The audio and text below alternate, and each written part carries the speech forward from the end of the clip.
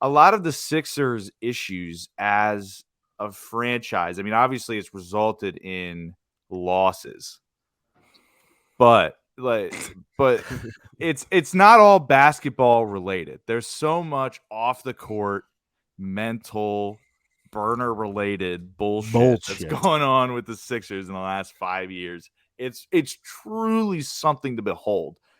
How much things that have happened off the court have influenced this basketball team. Am I wrong?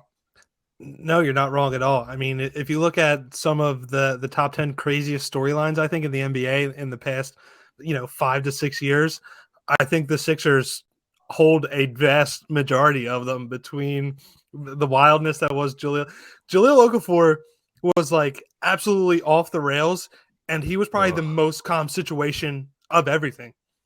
The Fultz stuff, you had Burnergate. Like, what was that? That was the most absurd. An executive had burner accounts and was trashing own players that he drafted and signed, and then tried to blame it on his wife. Like, what? Not to mention, like, the team's fan base on Twitter were the ones that figured it out. Like, none of it and then the Fultz stuff is just, I mean, what can you even say at this point? What the hell even was that? That was exactly. That may never happen again in the history of sports, but the one time it happened to the Sixers. Yeah. We have Joel Embiid and then Tyrese Maxey, who was not a lottery pick, as the guys that are really like, oh my God, in the last decade that we've drafted. Counterpoint, does Joel Embiid truly becoming a generational talent make all the rest of the blunders worth it? Yes.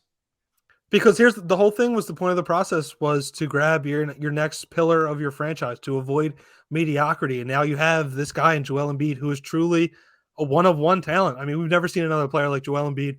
Who knows when we see like an even close to iteration of that. So it's really tough to say that going through all of that was miserable, but to see Embiid in the shape and the way he is now is truly remarkable.